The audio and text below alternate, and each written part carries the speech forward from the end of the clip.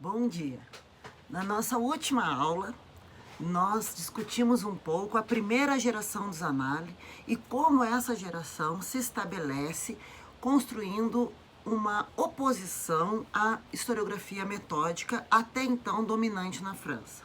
Assim, a partir de 1929, Marc Bloch e Lucien Febvre fundam a Revista do Zanalli, em torno da qual todos os novos historiadores se reúnem com sua proposta interdisciplinar de uma história-problema, o método regressivo, o objeto do estudo histórico bem definido, como seres humanos no tempo, um novo conceito de fonte histórica, né, onde tudo é fonte para a história, sempre com essa perspectiva dialogando com a geografia humana, com a economia, com a antropologia, né?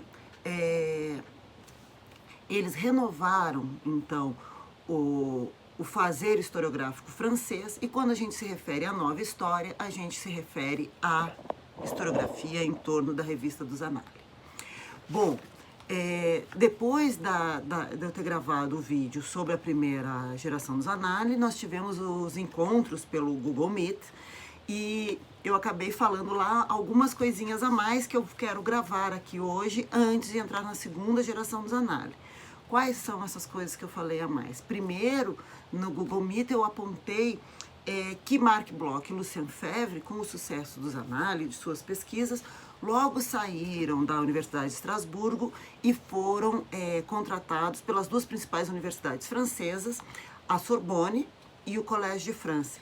Destaquei algo no nosso encontro pelo Meet, que eu não falei na gravação, que é a questão de que a Sorbonne é uma universidade voltada à formação de professores, ao ensino de história. E o Collège de France é uma universidade voltada à pesquisa. Assim, uma herança da historiografia metódica é essa divisão entre ensino e pesquisa. Essa ideia de que a pesquisa estaria um degrau acima na historiografia do que o ensino de história. Essa é uma visão equivocada, né, que se reflete na hierarquização dessas universidades francesas ao início do século XX e que até hoje, infelizmente, né, se encontra nas universidades brasileiras, né, em muitos momentos.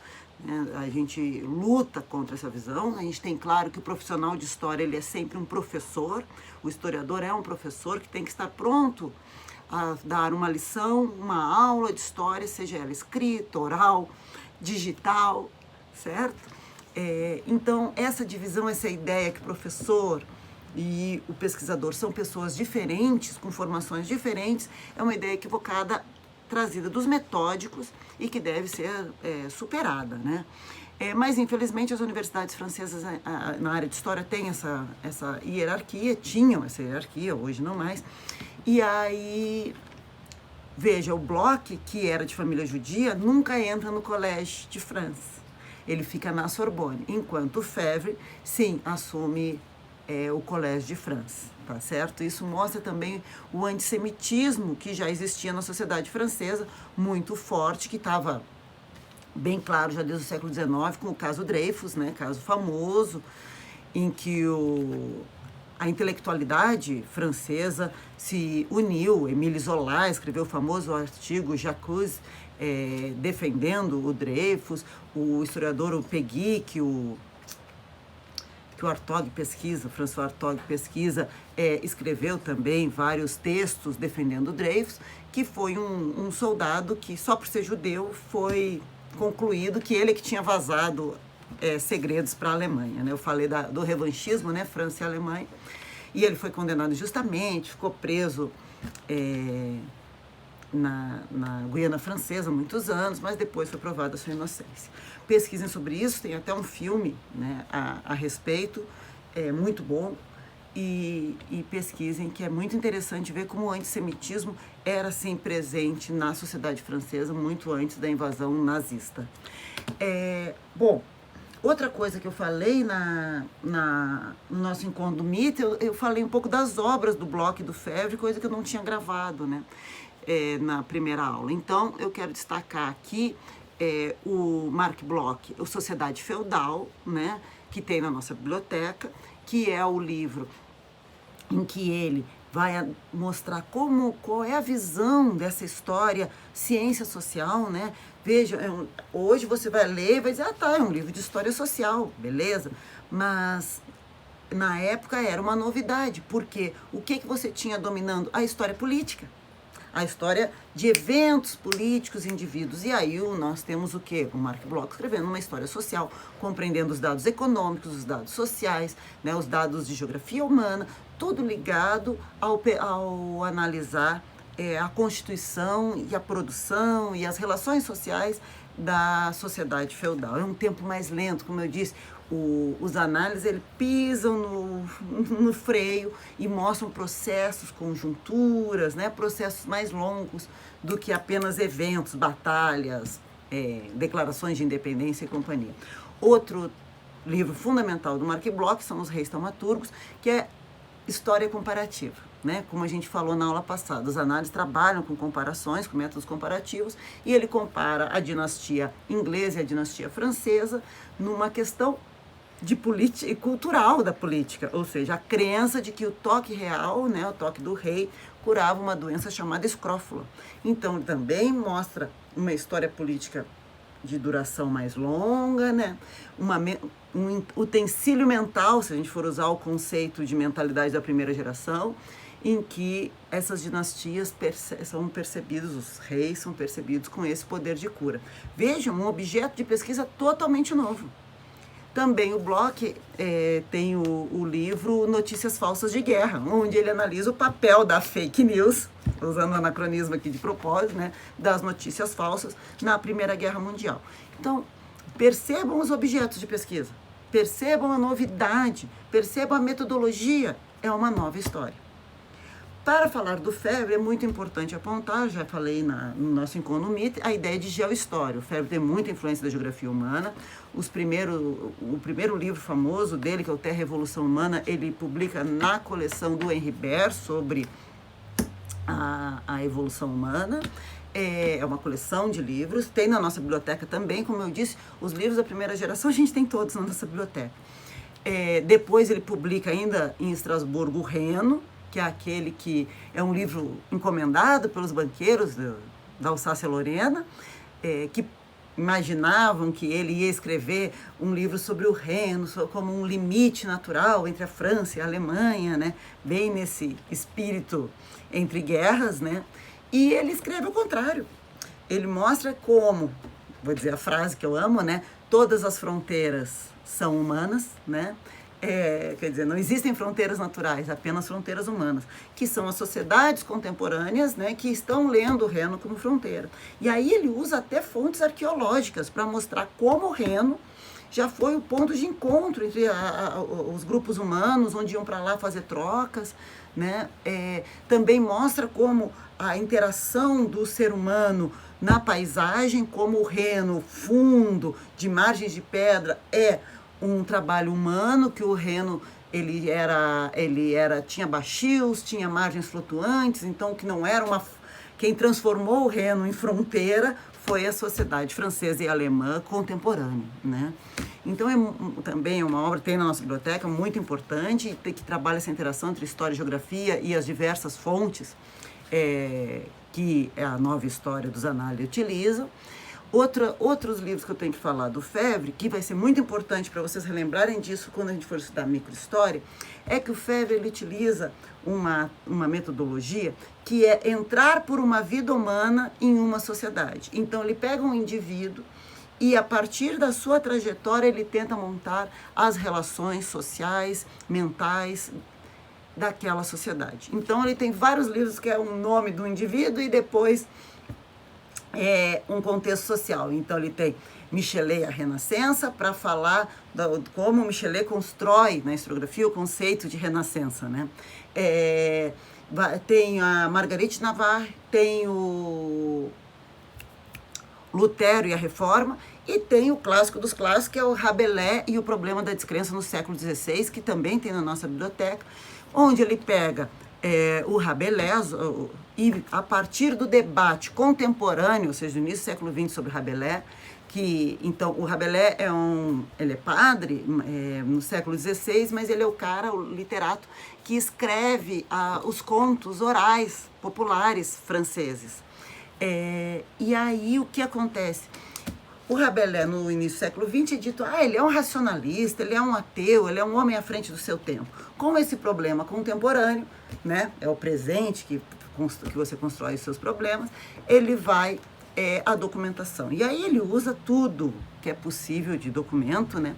Ele vai fazer uma pesquisa filológica para tentar compreender o que é o termo ateu no século XVI. E vai descobrir que nos dicionários do século XVI, ateu era a pessoa com uma interpretação divergente sobre o cristianismo. Alguém que não seguia a interpretação papal, né, do cristianismo. Isso era considerado ateu, e não no conceito contemporâneo de alguém que não acredita em Deus. Também ele vai mostrar que era impossível, né, você viver no século XVI francês sem conviver com a Igreja Católica. Então ele vai mostrando como você nascia na Igreja Católica, porque o teu registro de nascimento era o batismo, você casava, você morria na Igreja Católica, você tinha tuas sociabilidades na Igreja Católica, você tinha tua educação, no caso do Rabelais, era um padre, na Igreja Católica. Quer dizer, como a Igreja Católica permeava todas as dimensões do viver humano.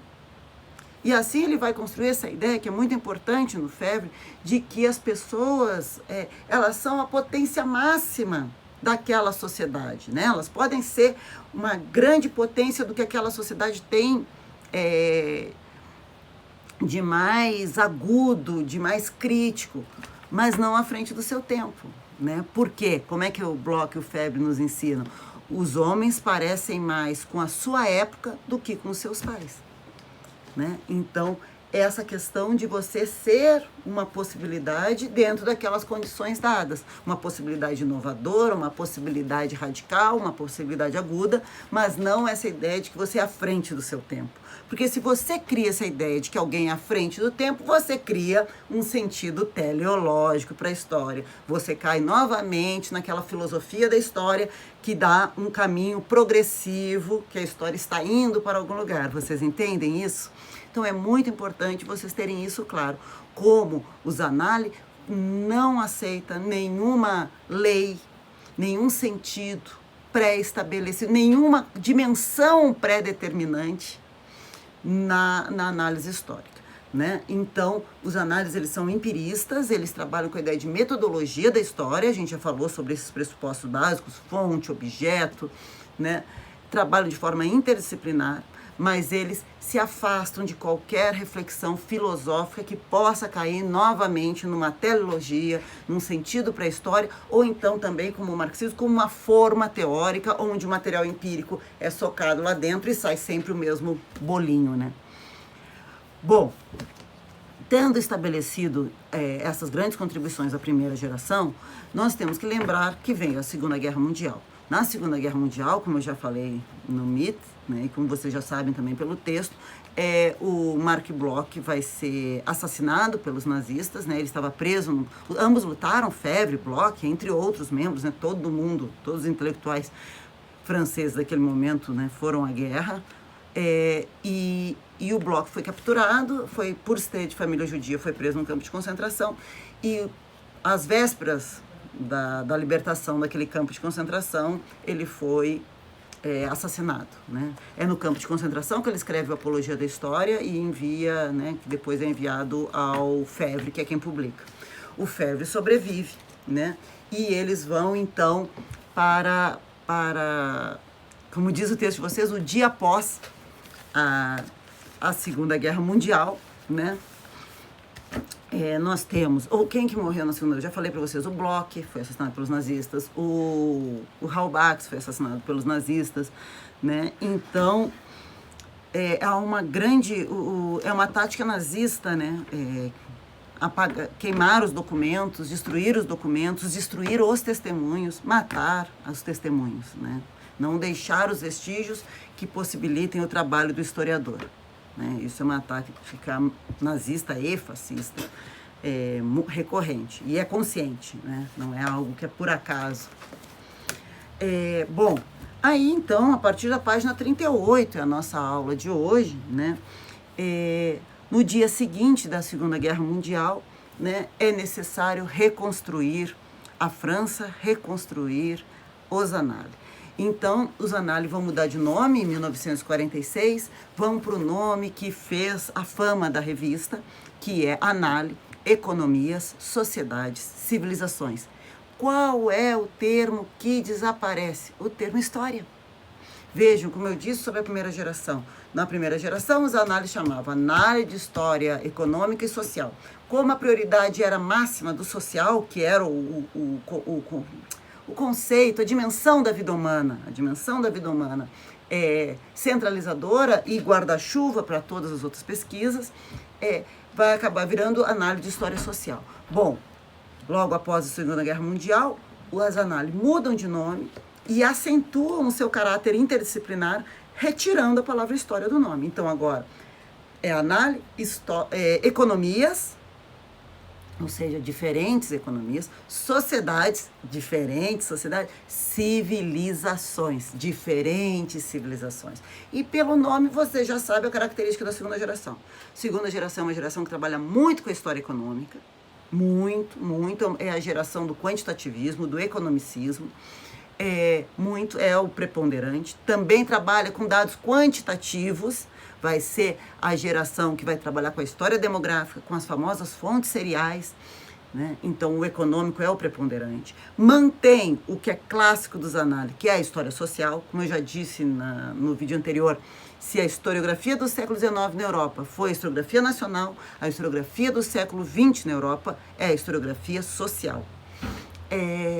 Então, mantém a história social, a gente vai discutir um pouco como é essa história social, e acrescenta o termo civilizações. Por quê? Porque é na segunda geração que a gente vai ter o trabalho com a temporalidade mais longa, que é a famosa longa duração, que é esse tempo dessas permanências, daí o termo civilização, né? Civilizações ainda. Quer dizer, são longas permanências de relações, de formas de estar no espaço geográfico, de ser e de lidar, que permanecem por muito tempo. Então, é a segunda geração que será assumido. O Febvre vai se aposentar depois da Segunda Guerra Mundial e vai deixar a liderança da Revista dos Análises para o seu orientando, Fernand Braudel. E é Fernand Braudel que bola, então, uma metodologia para os análises. Se a primeira geração é a geração dos combates, a segunda geração é a geração de estabelecimento da vitória, de domínio das instituições francesas de produção do conhecimento histórico e de se transformar agora, sim, os análises como a historiografia preponderante francesa. Quando a gente pensa em historiografia francesa, a gente pensa nos análises, nos historiadores vinculados ao periódico dos análises. Bom, o que o Braudel traz? A gente já falou, desde a primeira geração eles estão desacelerando o tempo. Bom, o Braudel bola as três temporalidades. Ou seja, você tem o evento, né? A temporalidade rápida, né? O brilho do vagalume, como ele diz. Mas interligado com ele, mas mais abaixo, nós temos as conjunturas, né? As relações sociais e econômicas com as quais o evento se liga. E mais abaixo ainda, nós temos relações mais longas, ligadas entre os seres humanos e o espaço geográfico, ligadas aos modos de interagir e de construir sua sobrevivência nesse espaço geográfico. Por exemplo, as técnicas agrícolas, né? As técnicas, as utilizações geográficas. No texto de vocês tem a passagem uma passagem do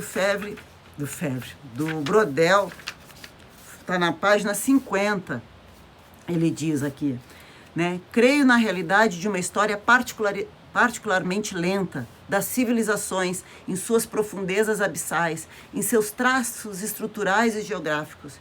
De fato, as civilizações são mortais em suas florações mais preciosas. É verdade, elas brilham, depois se apagam, para reflorescer sob outras formas. Mas essas rupturas são mais raras, mais espaçadas do que se pensa. E, principalmente, elas não destroem tudo igualmente. Quero dizer que, em tal ou tal plano de civilização, o conteúdo social pode se renovar 2 ou 3 vezes quase que inteiramente sem atingir certos traços profundos e estruturais que continuarão a distingui-las das civilizações vizinhas. Aliás, mais lenta ainda do que a história das civilizações, quase imóvel, a história dos homens em suas relações fechadas com a terra, que os carrega e os nutre. É um diálogo que não para de se repetir, como se estivesse fora do ataque da mordida do tempo. Então, é Brodel que bola essa ideia de estrutura como longa duração, como tempo. Por quê? O texto de vocês vai falar, porque a gente está nos anos, né? Estava no final dos anos 40, agora já entrou os anos 50. Nos anos 50, nós temos o estruturalismo. Lévi-Strauss vai lá no Saussure, traz da linguagem para a antropologia, para as ciências humanas, a ideia da estrutura. A estrutura, vocês já aprenderam em antropologia, aprenderam bem, porque aprenderam com a professora Silvia. A estrutura é aquele esqueleto invisível, inconsciente, que dá, do qual a aparência é o evento, é o empírico. Então, o fenômeno empírico que você observa é a manifestação de uma estrutura inconsciente invisível. É que nem a gente olha a mão e vê o formato, mas ela tem esse formato porque tem um esqueleto por baixo.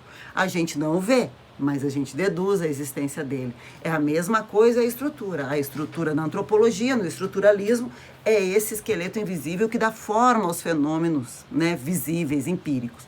Bom, em oposição a isso, porque o esqueleto é imóvel, Brodel cria a ideia de estrutura como um tempo de longa duração. Algo que se mantém, vejam, tão longo que é quase imóvel, como, por exemplo, ver um espaço geográfico, a ligação com a Terra, um espaço geográfico que é usado como porto. Peguem Istambul hoje. Istambul é um porto. Istambul foi Bizâncio. Istambul foi Constantinopla. Isso que ela foi sempre. Um porto importante, comercial, de ligação do Mar Negro com o Mediterrâneo. Quer dizer, ser humano ligado ao espaço geográfico, interagindo, e esse é longo. Né? Acima de, ali, interagindo com isso, com essa história quase imóvel, uma longa duração, que é a civilização. Né? Olha o que é aqui o Ocidente, né? Olha as permanências que nós temos no Ocidente.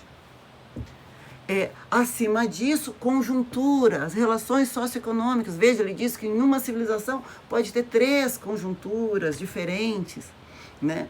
E ainda acima disso, os eventos, o rápido, as revoluções, as guerras. Só que tudo isso não é que um seja mais importante que o outro. O que ele quer mostrar é que são temporalidades diferentes e entrelaçadas. Esses tempos são entrelaçados. Mas que existem temporalidades muito mais longas que uma vida humana.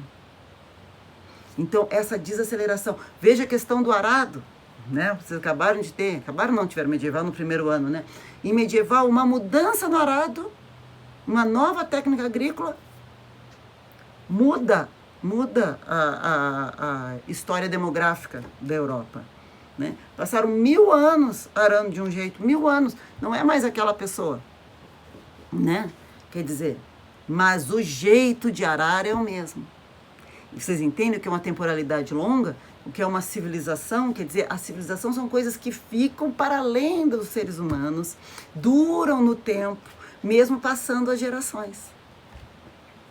Então, essa é uma grande contribuição da segunda geração dos Zanalli.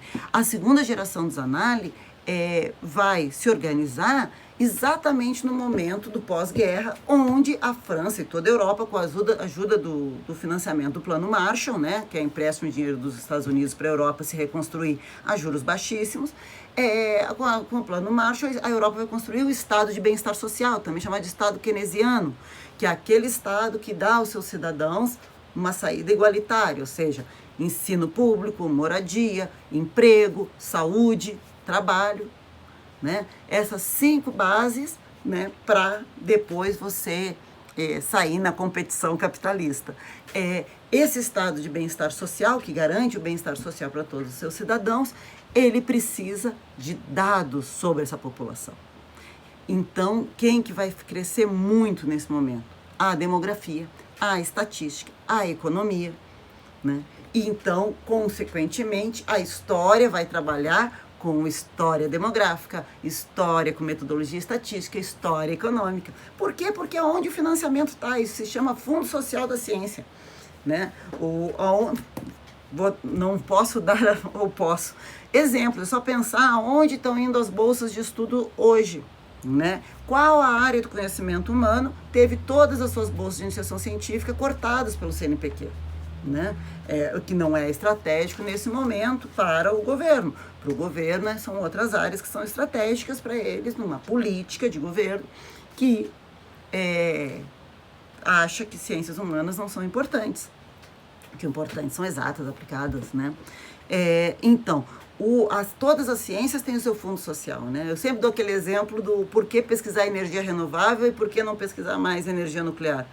Porque foi aonde estão as bolsas estão na energia renovável, então o financiamento está lá, e não mais na energia nuclear. Mesma coisa funciona a história, ela vai onde tem o financiamento, aonde está havendo um incentivo à produção científica naquela área. Então, nesse pós-Segunda Guerra Mundial, os financiamentos estão para as pesquisas demográficas, para as pesquisas econômicas, né? Uma coisa importante que o texto de vocês fala é que esses historiadores da segunda geração dos Análise, eles são pessoas de esquerda, né? Que têm envolvimento até 56 com o Partido Comunista, depois, como a gente sabe, com a denúncia dos crimes de Stalin, eles saem do Partido Comunista, em sua grande maioria, mas essa praxis política deles de esquerda, ligada aos marxistas, não se reflete na escrita deles, né? Eles não usam as metodologias marxistas, mas aparece no diálogo com a história econômica. Se a gente pensar que nesse período também o marxismo estava dominado pelo economicismo e os análises vão ter a história econômica muito forte nesse período também.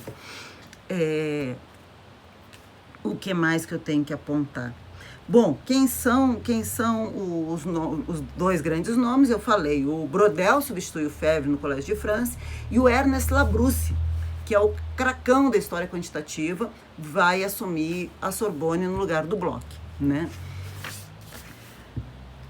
Qual é a grande obra dessa geração? É o Mediterrâneo, do Fernand Brodel. E como sempre, nos análises, o título já diz tudo. O nome completo Mediterrâneo é O Mediterrâneo e o Mundo Mediterrâneo na época de Felipe...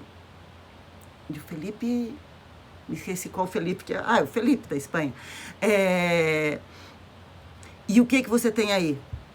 O nome, o evento, a história política, o mundo humano, o mundo mediterrâneo, a conjuntura socioeconômica, o Mediterrâneo, o espaço geográfico. Os três tempos já no título. A época de Felipe II veio, ufa, tá aqui, ó. O Mediterrâneo, o mundo mediterrâneo, a época de Felipe II. Ai, tinha me faltado qual Felipe. E aí, o que você tem? No título, a metodologia das diferentes temporalidades.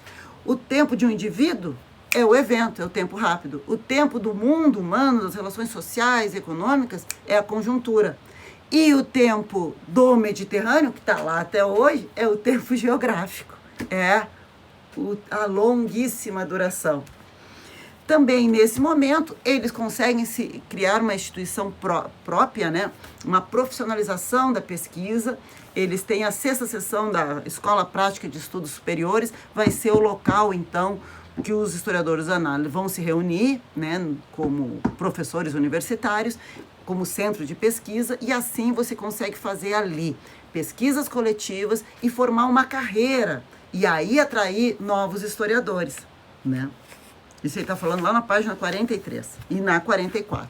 E o trabalho coletivo é uma realização daquele sonho do Febvre, que dizia, né, que o sonho, quando disser que sou historiador, não vão me perguntar a data que o Papa Gregório morreu e que a história será feita em laboratórios interdisciplinares, né? Hoje, quando você olha, você diz, mas a história se faz em laboratórios. Pois é, mas não se fazia. Como eu disse antes, era um trabalho do cara isolado, né? O gênio, o grande historiador, o erudito. Agora não. Agora são equipes de trabalho em em laboratórios, olhando o que o vizinho está fazendo. É sempre uma proposta do Brodel, né? Derrubar os muros, né? Fazer os canteiros. Cada um está no seu canteirinho, mas pode trocar informações, né? Bom, qual é o sucesso da história econômica, principalmente quantitativa, ligado a Ernest Labrousse? É um modelo repetido, repetível.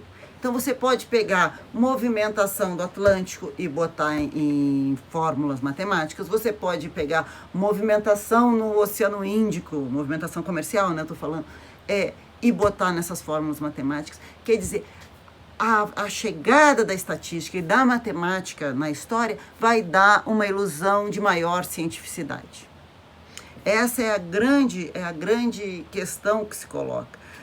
A história tinha aquele complexo de vira-lata, né, de não ser uma ciência nomotética, de tratar de acontecimentos singulares, não repetíveis, né? Lembre-se daquela briga lá com o Simeão, né, que a gente viu na primeira geração. E agora, com a estatística, com dados exatos, você vai dizer, olha aqui, ó, sou ciência também. Então, a história econômica demográfica, por usar metodologias quantitativas, dá essa ilusão. Por que eu digo que é uma ilusão? Porque o dado quantitativo retirado de fontes seriais, ele pode ser exato, mas o jeito que a fonte serial foi feita é do jeito que é feita todas as fontes de história. O que é uma fonte serial? Movimento de porto, né? Que é anos igualzinho, posso falar bem disso porque eu pesquisei isso, né? Fui monitora na disciplina de automação aplicada à história, onde era usar computador para fazer pesquisa quantitativa, né? E era exatamente movimento portuário. Então, movimento de porto, registro de nascimento. Tu vê, registro de nascimento é uma fonte igual, tem os mesmos dados de cada indivíduo, desde que foi proclamada a República aqui no Brasil, e antes você vai no registro de batismo, tem também os mesmos dados lá na Igreja Católica. Então você pode pegar 200, 300 anos e ver todo o movimento da população. Quando que nasceu mais gente, aí pega o de óbito, quando que morreu mais gente, quando que se casaram mais, quando que se casaram menos. Então vejam, a fonte serial é isso, é balancete de empresa, movimento de porto, né? Registros de nascimento, de morte, casamento, e elas abrangem esse longo período.